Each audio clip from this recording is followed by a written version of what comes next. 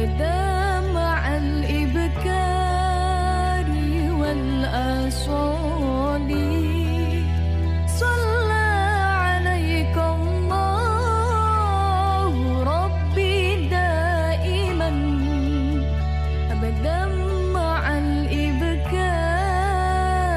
والآصال مع السلام في أماني شيخنا الله ربي ارحم ربي روحنا يا ربنا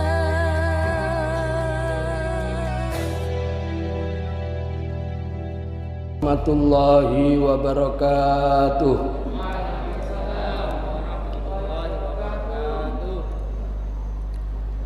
Bismillahirrahmanirrahim. Alhamdulillahi rabbil alamin. Wassalatu wassalamu ala asyrafil anbiya'i wal mursalin Sayyidina wa maulana Muhammadin sallallahu alaihi wasallam wa ala alihi wa sahbihi ajma'in. Amma ba'du, qabaltuka biwassin qabul wa khatamtu ala famika bifakhmir rasul wa tutawi'uni bi aisim ma aqul. Allahu akbar. Faqala al-muallif rahimahullahu ta'ala wa nafa'ana bihi wa bi'ulumihi wa asrarihi amin. Adik-adik semuanya dari Gerakan Pemuda Ansor, PAD Taman atau Ranting Kalijaten, yang sama-sama saya banggakan, semuanya hadirin hadirat, nahdiyin nahdiyat yang sangat-sangat saya cintai dan saya banggakan. Di sini pengajian sampai pada hadis nomor 9. Temanya al-akhdhu bil yasir, mengambil yang mudah, melaksanakan yang mudah, mengamalkan yang mudah, wa tarkut ta'siri, dan meninggalkan yang sukar, meninggalkan yang sulit. At-ta'atu subtemanya, pokok bahasanya melaksanakan yang mudah dan meninggalkan yang sulit.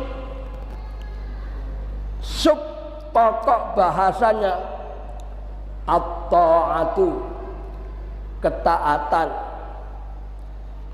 Wa adamut ta'annuti, dan tidak ngoyo-ngoyo. Sabilun najati, merupakan jalan menuju keselamatan. Kepingin selamat, mengambil yang mudah, meninggalkan yang sulit,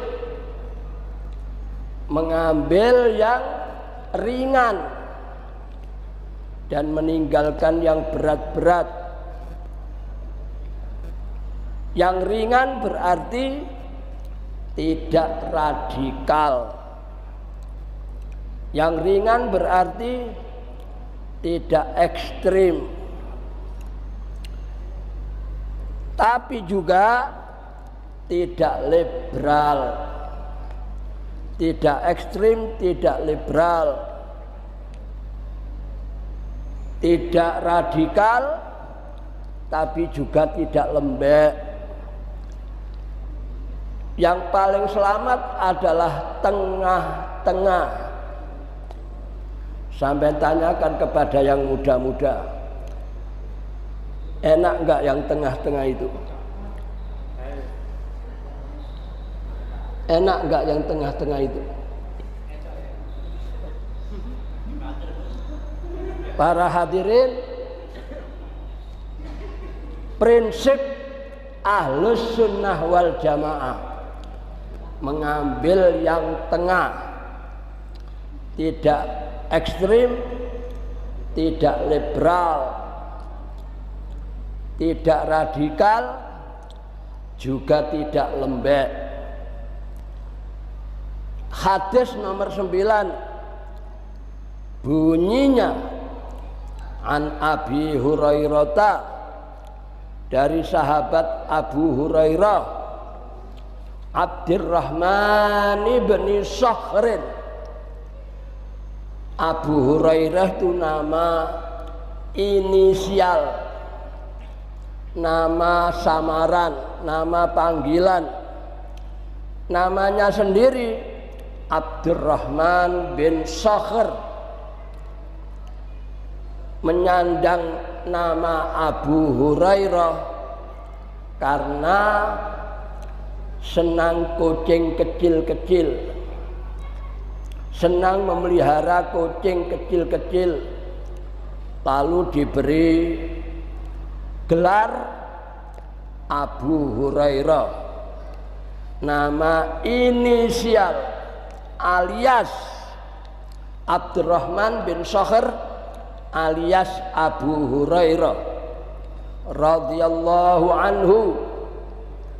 Qala, Abu Hurairah berkata, sami'tu Rasulullah, aku dengar Rasulullah sallallahu alaihi wasallam yaqulu, bersabda, ma nahaitukum anhu fajtanibuhu, apa yang aku larang maka jauhilah. Ma nahaitukum anhu, apa yang aku larang, fajtanibuhu, maka hindarilah larangan itu. Contoh, masker ini dilarang dalam sholat, menutup mulut dilarang dalam sholat, tapi tidak ekstrim. Bisa larangan menjadi boleh, larangan bisa menjadi boleh karena kebutuhan mendesak, karena darurat. Menutup hidung dan mulut dilarang oleh Nabi pada waktu sholat. Ada hadis Bukhari Muslim, bunyi hadis, naha Rasulullah sallallahu alaihi wasallam ayu ghattiyar rajulu fahu fis sholati. Rasulullah melarang menutup mulut pada saat sholat. Rawahul Bukhari wa Muslim, hadisnya sahih. Jadi hukum asli masker untuk bapak-bapak, untuk mas-mas dilarang oleh Rasulullah. Tapi untuk ibu-ibu, untuk adik-adik fatayat, Rasulullah melarang sholat dengan menggunakan cadar. Cadar itu bukan pakaian Islam, budaya Afghanistan, budaya Iran, budaya Pakistan, bukan pakaian Islam. Rasulullah melarang kaum perempuan memakai cadar dalam sholat. Hidung dan mulut diperintahkan supaya terbuka dalam sholat. Jadi dilarang menutup hidung dan mulut. Itu larangan hukum aslinya. Hukum aslinya masker itu dilarang dalam sholat. Tapi larangan bisa menjadi boleh karena kebutuhan protokol kesehatan. Maka sholat boleh menggunakan masker, tapi keputusan Bahsul Masail PBNU kalau sholat maskernya diturunkan sehingga hidung terbuka agar sujud bisa kening sekaligus hidungnya. Kalau sujud hidungnya tertutup, makruh. Ngerti makruh?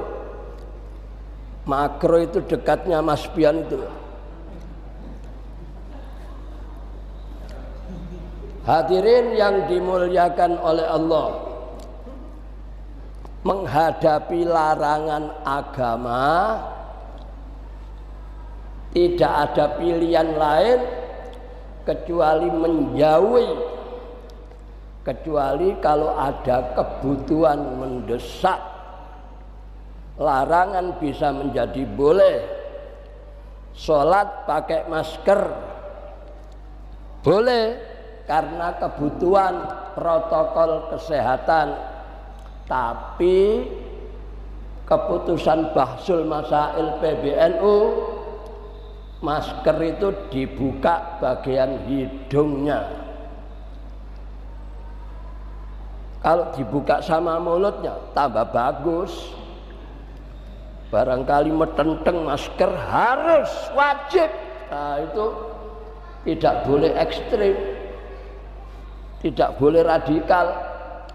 Kalau kebutuhan mendesak untuk protokol kesehatan boleh pakai masker, tapi ketika sholat diturunkan bagian hidungnya sehingga bagian hidung terbuka, mulut kalau bisa terbuka, kalau tidak ya nggak apa-apa.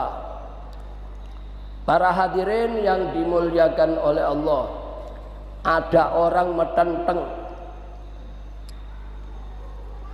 disarankan supaya terbuka bagian hidungnya. Metenteng nggak mau. Saya katakan, Pak, lek badok dibuka apa enggak? Lek badok dibuka apa enggak? Nah, badok dibuka, sholat enggak dibuka. Nakalan, radikal, metenteng. Para hadirin yang dimuliakan oleh Allah, kalau larangan memang tidak ada pilihan lain kecuali menghindarinya. Cuman kalau ada kebutuhan mendesak, larangan bisa menjadi boleh.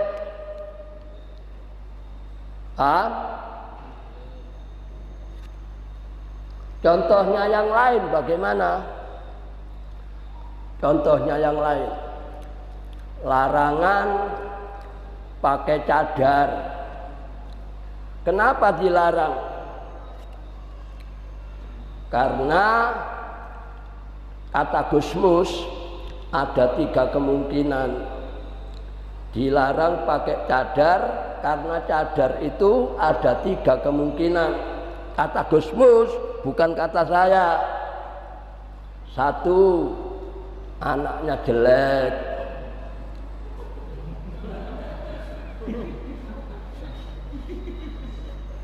2, merongos. 3, adabe gak enak. Itu banyolane Gusmus, humornya Gusmus. Tapi bukan begitu alasannya. Ihram pada waktu haji gak boleh tertutup wajahnya, apalagi di luar ihram. Ihram saja pakai cadar, nggak boleh. Hanya tertutup bagian kepala, bukan wajah. Laki-laki perempuan pada waktu ihram haji terbuka wajahnya. Di sana di Masjidil Haram yang pakai cadar itu hanya Iran, Pakistan, Afghanistan. Jadi budaya. Dan bukan putih-putih tapi hitam-hitam. Berarti cadar itu bukan pakaian Islam. Hadirin yang dimuliakan oleh Allah. Wa ma amartukum, dan apa saja yang aku perintahkan. Wa ma amartukum bihi, dan apa saja yang aku perintahkan. Fa'tu minhu mastata'tum, maka laksanakan sebatas kemampuan. Ini bedanya perintah dan larangan. Kalau larangan tidak ada pilihan lain kecuali menghindarinya tanpa ada embel-embel sebatas kemampuan. Hindarilah semua larangan. Tapi kalau perintah, laksanakan sebatas kemampuan. Ma'asyiral muslimin, hadirin yang dimuliakan oleh Allah. Nanti tanggal 13 Oktober merupakan malam Rebo terakhir bulan Safar. Tanggal 13 Oktober malam Rabu terakhir bulan Safar. Dalam adat Jawa disebut Rebo Wekasan. Rebo Wekasan, Rebo terakhir bulan Safar. Hari ini malam Senin tanggal 9 bulan Safar 1442 Hijriah. Bulan Safar insya Allah berakhir tanggal 19 Oktober 2020. Lalu 4 hari menjelang hari terakhir H-4. H-4 itu merupakan malam Rabu Wekasan. Ada ulama ahli tasawuf menyarankan bahwa malam Rebo Wekasan Allah menurunkan 320.000 macam bencana. Saya ulangi, malam Rabu Wekasan, malam Rabu terakhir bulan Safar, Allah menurunkan 320.000 bencana. Karena malam Rabu itu malam yang berat, disarankan oleh ulama ahli tasawuf agar malam Rabu Wekasan diamalkan sholat sunnah 4 rakaat 2 salam. Rakaat pertama dan ketiga sama, baca Fatihah dan inna a'tainakal kautsar 17 kali. Kemudian rakaat kedua atau keempat sama, membaca Fatihah dan surat Ikhlas 5 kali dengan niat sholat sunnah Rebo Wekasan 4 rakaat 2 salam. Ternyata Lembaga Bahsul Masail PBNU memutuskan bahwa adanya bencana 320.000 macam dikatakan oleh Lembaga Bahsul Masail NU PBNU tidak ada dasarnya. Tidak ada dasarnya, sehingga Rebo Wekasan dilewati saja tanpa amalan-amalan. Ini NU dingelam sejak ada Yai Imran Hamzah, ada Yai Soleh Qasim.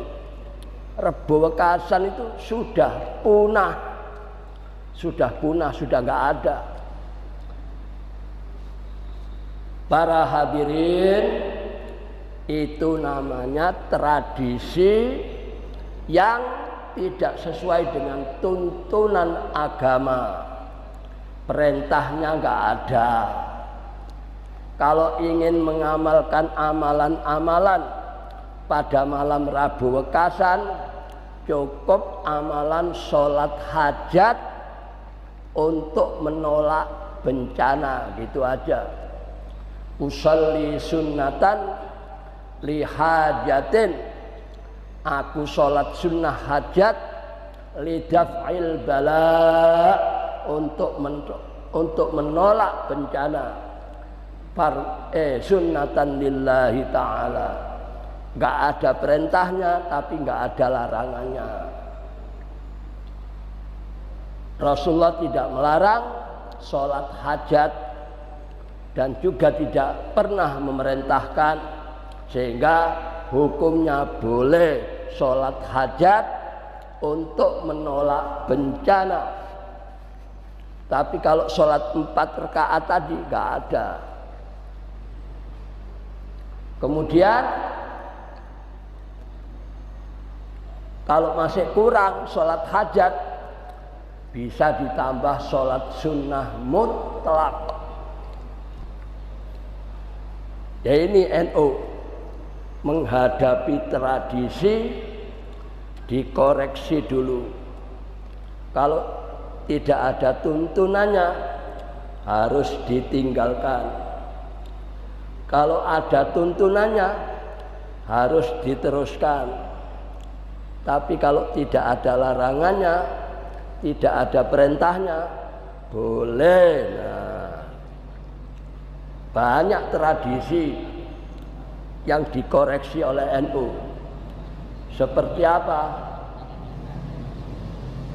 Pada saat Ramadan terakhir ada tradisi mandi bersama ibu bapak di sungai terbuka. Itu tradisi, tapi sudah dikoreksi oleh NU, nggak usah diteruskan. Ngerti nggak? Paham nggak? Ada lagi kemanten duduk berdua di pelaminan pakai nginjak telur. Nah, daripada diinjak-injak diceplok apa? Nah, itu tradisi yang nggak usah diteruskan. Ma'asyiral muslimin, hadirin yang dimuliakan oleh Allah.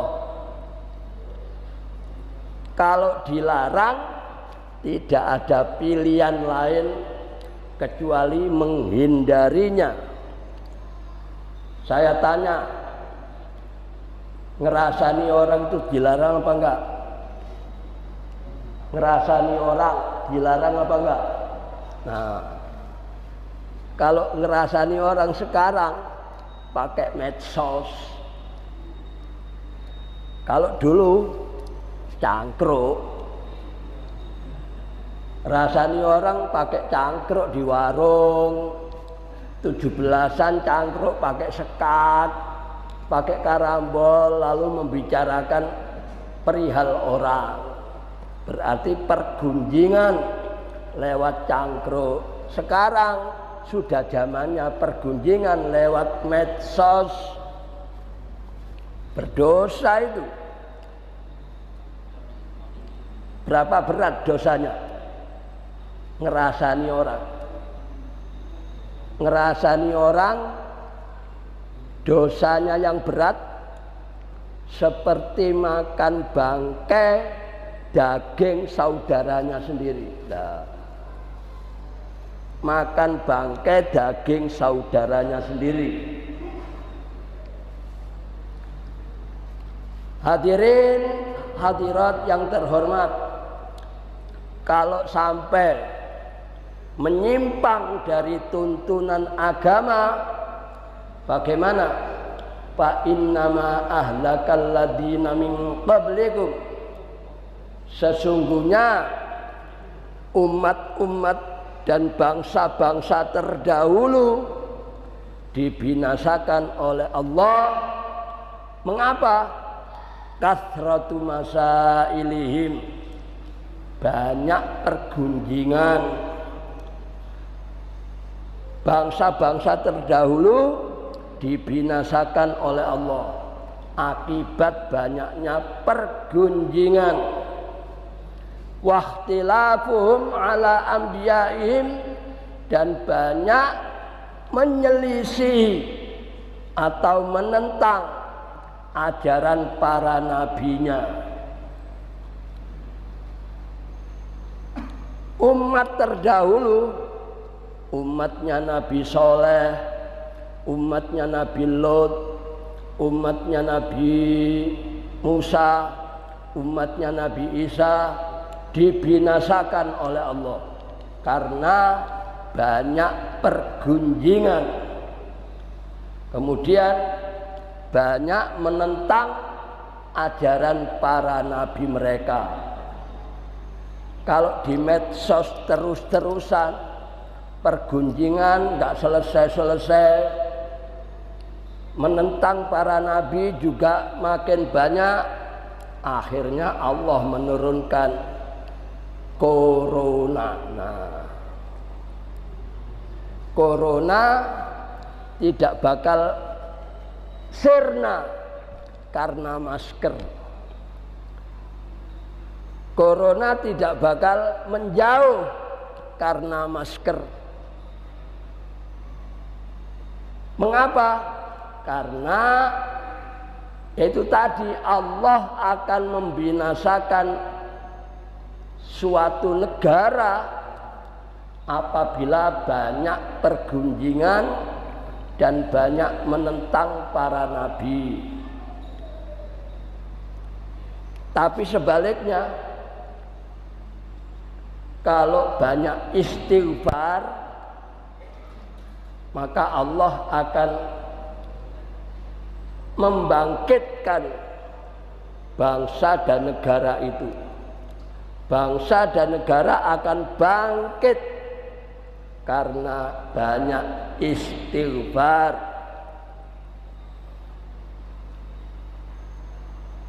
Para rekan-rekan GP Ansor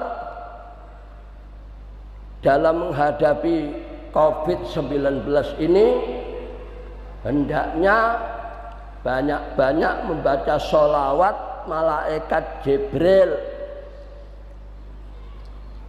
Pak Tarmuji contohnya, katanya begini-begini, lalu saya WA, saya kirimi sholawat malaikat Jibril. Saya minta supaya diamalkan banyak-banyak. Akhirnya sekarang sudah bisa rekreasi sama istrinya. Anak GP Ansor harus ahli wiritan. Kalau tidak ahli wiritan berarti Ansor tapi tidak aswaja. Ansor yang aswaja ahli wiritan. Memperbanyak sholawat malaikat Jibril.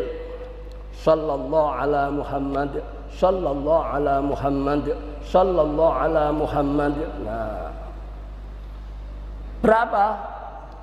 100 rek, paling sedikit.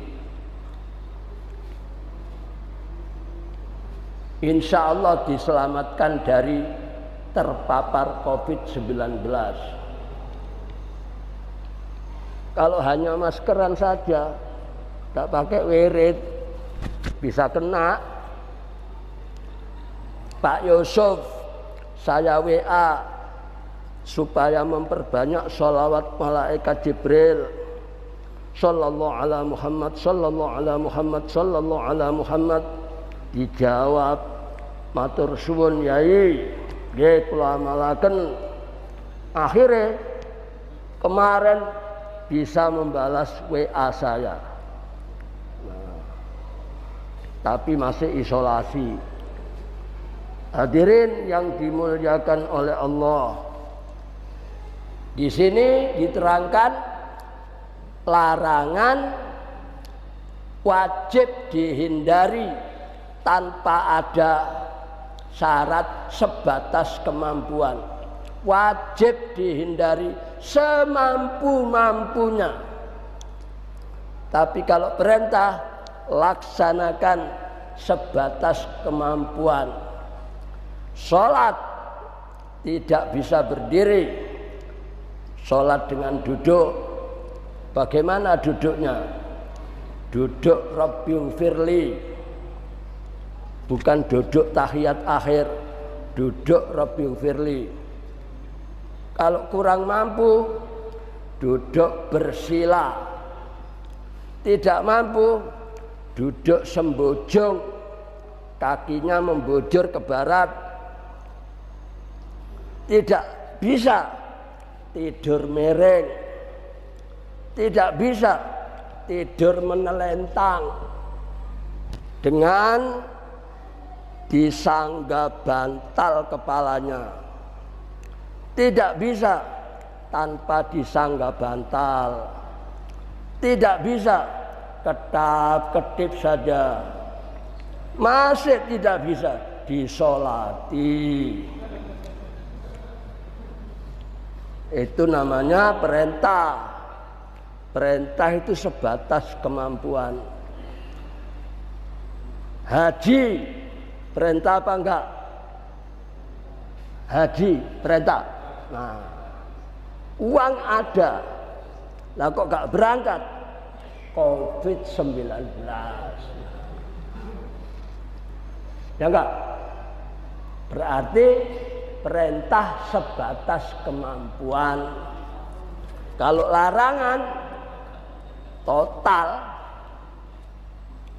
Tapi larangan ya larangan, cuma jangan ekstrim, jangan radikal. Nah, hadirin yang dimuliakan oleh Allah, Rasulullah melarang la adwa di bulan Safar. Jangan sampai ada kekhawatiran adanya penyakit menular. Pada bulan Safar jangan sampai ada rasa cemas lantaran adanya penyakit menular. Sebenarnya enggak ada penyakit menular dengan sendirinya, enggak ada. Kalau penyakit menular itu atas kehendak Allah. Betul. Yang kedua, jangan merasa cemas. Karena ada ramalan-ramalan yang aneh-aneh. Di medsos ada ramalan kiamat. Aneh-aneh. Gak ada orang bisa meramalkan kiamat. Rasulullah saja tidak tahu. 3. Di bulan Safar jangan ada kekhawatiran setelah melihat burung hantu. Melihat burung hantu sama suaranya terdengar, langsung nggak bisa tidur, khawatir terus. itu berarti kurang tawakal kepada Allah. Yang keempat, bulan Safar bukan bulan naas, tapi di kalangan orang Jawa bulan Safar dianggap bulan naas. Buktinya kalau bulan Safar nggak ada undangan walimaan, nggak ada orang yang berani mantu bulan Safar. Kenapa nggak berani? Hah? Masa orang NU bulan Safar nggak berani mantu? Karena dianggap bulan Safar bulan naas. Itu bukan aswaja, itu kejawen. Hadirin yang dimuliakan oleh Allah, banyak tradisi di kalangan orang Jawa dikoreksi oleh NU. Ada tradisi kalau istrinya hamil diminta oleh suaminya nyakot kereweng meluma di bawah kolong amben. Ada lagi orang hamil jalan-jalan nggak boleh menginjak beteng. Nah, kalau menginjak beteng terus khawatir lalu terjadi, itu bukan karena gara-gara ngincai beteng, karena sugesti.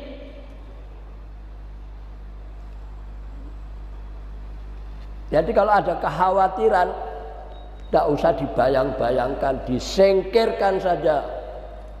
Hadirin yang dimuliakan oleh Allah,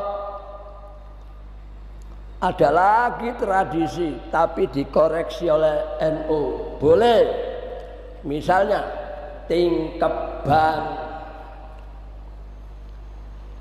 Ini semuanya harus dipelajari oleh anak-anak Ansor biar tahu mana tradisi yang boleh dan tradisi yang tidak boleh. Ikut NU harus banyak-banyak belajar, harus banyak-banyak ngaji. Kalau tidak mau belajar, nggak mau ngaji, berarti melok-melokan tok.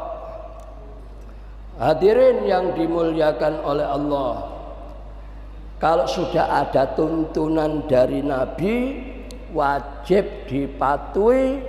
Insya Allah apapun yang terjadi akan disirnakan oleh Allah Subhanahu wa ta'ala. Kiranya masih ada jam, saya teruskan hadis nomor 10.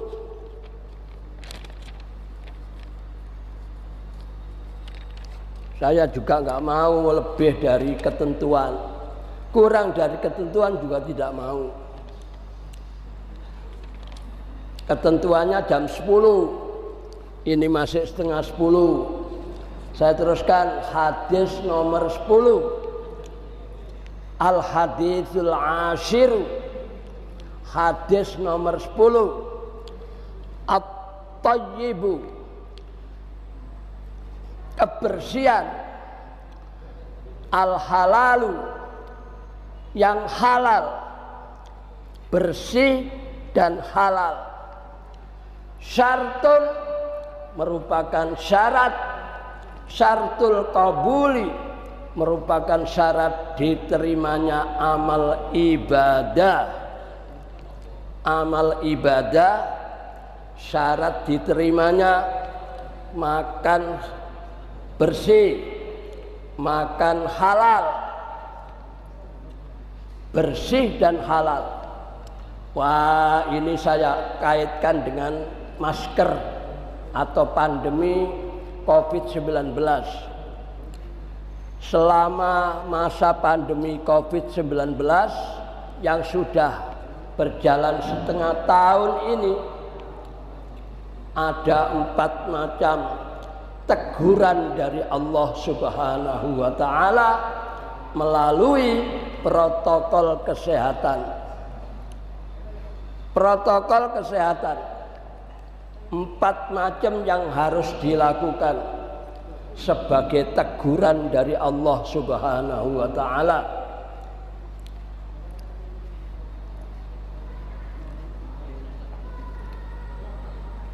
Selama masa pandemi COVID-19 yang sudah berjalan setengah tahun ini, ada 4 macam protokol kesehatan yang merupakan teguran dari Allah Subhanahu wa taala. Yang pertama, masker. Masker ini merupakan teguran dari Allah. Apa tegurannya? Kalau tidak bisa berkata yang benar, tutup mulut.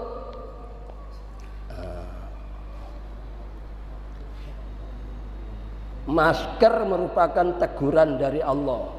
Tutup mulut selama tidak bisa berkata yang benar. Rasulullah bersabda, manusia selamat karena menjaga mulut. Ada lagi hadis yang jorok. Meskipun jorok, wajib disampaikan. Orang masuk neraka gara-gara 2 lubang.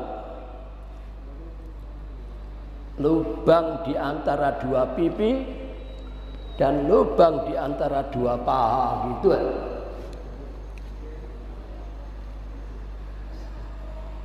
Kalau saya perhalus lubang atas dan lubang bawah.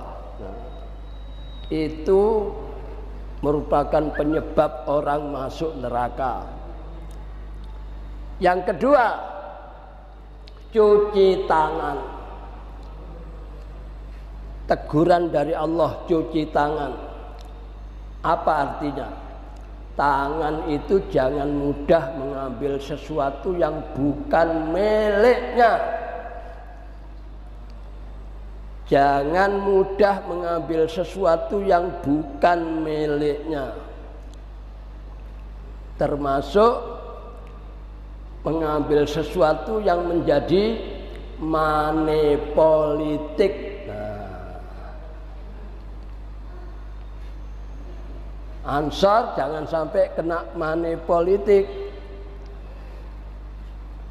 Umpama diundang salah satu calon, datang saja. Diundang salah satu calon yang lain, datang saja. Yang penting pilihan tetap dalam hati. Lah itu. Jangan ngoyo. Kesana nggak mau, kesini mau. Kena money politik. Tangan jangan mudah mengambil sesuatu yang bukan miliknya.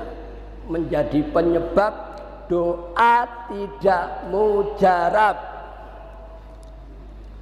Mengapa doa kita tidak mujarab? Karena mudah mengambil sesuatu yang bukan miliknya.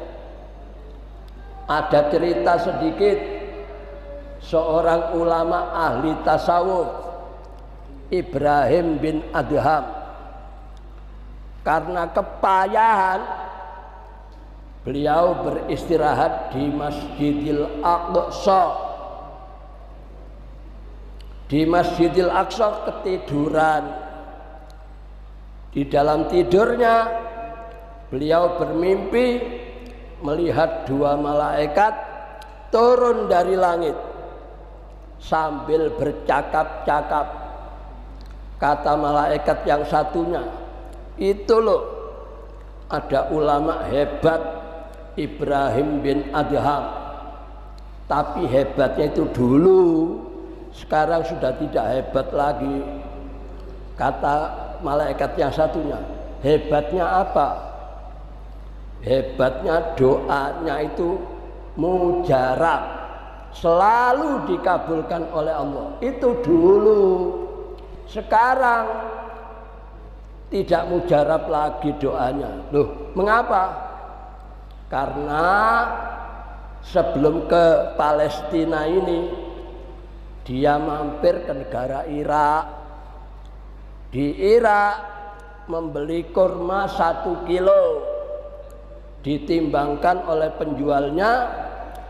Ketika ditimbangkan oleh penjualnya, ada 1 buah kurma meloncat ke tasnya Ibrahim bin Adham. Merasa tidak mencuri, ada kurma masuk tasnya, tidak dikembalikan, padahal tidak mencuri. Gara-gara tidak mengembalikan kurma yang masuk tasnya, doanya tidak mujarab lagi. Karena itu anak-anak Ansor harus benar-benar menjadi orang yang kesatria, gak arepan. Apa gak arepan itu? Mudah mengambil sesuatu yang bukan miliknya. Ma'asyiral muslimin. Lalu yang ketiga, jaga jarak. Mengapa jaga jarak? Itu teguran dari Allah agar supaya menjaga jarak antara yang halal dan yang haram. Ini hadisnya hadis makan barang bersih dan makan barang halal. Supaya dijaga jarak antara yang halal mana, yang haram mana, jangan dicampur-campur. Seperti apa? Kalau berhubungan dengan bank, maka kita boleh nabung. Nabung di bank itu halal. Atau apa itu? Nabung yang banyak itu loh. Apa sih namanya? Lupa saya. Nabung di bank itu halal. Yang haram utang di bank. Kalau utang uang dicicil dengan uang itu haram. Para ulama semuanya sepakat haram. Ada yang halal tapi sebagian ulama yang menghalalkan, yaitu utang sepeda dicicil dengan uang, utang oma dicicil dengan uang. Cuma di kampung-kampung, bukan bank, utang kodong dicicil dengan uang. Boleh, yang nggak boleh utang uang dilunasi dengan uang, itu nggak boleh. Termasuk tukar tambah emas. Anting-antingnya sudah lama, bosen. Lalu bilang sama ibunya, "Bu, ganti apa?" "Bosen aku." Oleh ibunya dibawa ke toko emas, tukar tambah. Tukar tambah emas itu haram. Di pasar sepanjang ada tukang emas, tapi sudah wafat. Orang baik itu cepat-cepat diambil oleh Allah. Apa baiknya? Gak mau menerima tukar tambah. Kalau pagi-pagi banyak orang ke tokonya minta tukar tambah, lalu kata kaji yang punya toko emas ini, dikatakan, "Saya tidak mau tukar tambah. Sampean jual dulu ke saya ongkosi hasil jualnya itu, beli lagi emas yang baru." Itu boleh. Sudah jelas? Awas loh, perawan-perawan Ansor Fatayat tukar tambah emas haram. Jaga jarak antara halal dan haram. Lalu yang terakhir, new normal. kembali ke asal, tapi sudah berubah paradigma yang baru.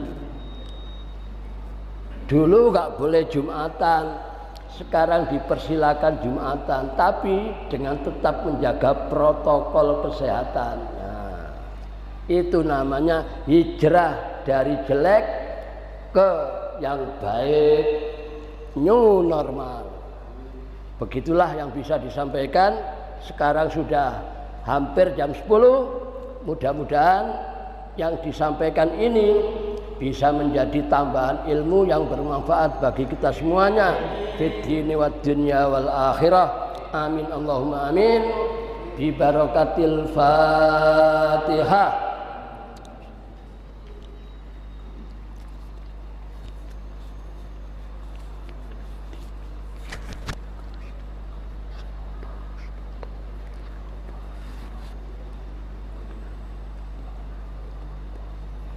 Bismillahirrahmanirrahim. Alhamdulillahi rabbil alamin. Allahumma salli wa sallim wa barik ala sayyidina Muhammad wa ala ali sayyidina Muhammad. Wardallahumma an sadatina ashabi sayyidina Rasulillahi ajma'in wa anna ma'ahum wa fihim birahmatika ya arhamar rahimin. Allahumma inna nas'aluka bi annana nashhadu annaka antallah la ilaha illa antal ahadus samad alladzi lam yalid wa lam yulad wa lam yakul lahu kufuwan ahad. Allahumma shalli ala sayyidina Muhammad salatan fiha khirzul himayah wa lutful wiqayah wa ainul inayah wa barakatul kifayah wa sirrul wilayah wa ala alihi wa sahbihi wa sallim fi kulli amrin wa ghayah. Allahumma salli ala sayyidina Muhammad salatan tadfa'u anna biha at-ta'na wat-ta'un wal barasa wal jununa wal judan wa ghayraha min sayyi'il asqam. Ya man amruhu idza arada syai'an ay yaqula lahu kun fayakun. Allahumma shalli ala sayyidina Muhammad wa ala ali sayyidina Muhammad bi'adadi kulli da'in wa dawa wa barik wa sallim alaihi wa alaihim katsira. Rabbana ighfir lana wa liwalidayna wa liusulina wa furu'ina wa syuyukhina wa ahli baitina wa dhawil huquqi alaina wa li jami'il muslimin wal muslimat wal mu'minina wal mu'minat al ahya'i minhum wal amwat. Rabbana taqabbal minna innaka antas sami'ul alim wa tub alaina innaka antat tawwabur rahim. Rabbana atina fid dunya hasanah wa fil akhirati hasanah wa qina adzaban nar. Wa sallallahu ala sayyidina Muhammadin nabiyil ummi wa ala alihi wa sahbihi wa sallam. Walhamdulillahi rabbil alamin. Kurang lebihnya mohon maaf. Wassalamualaikum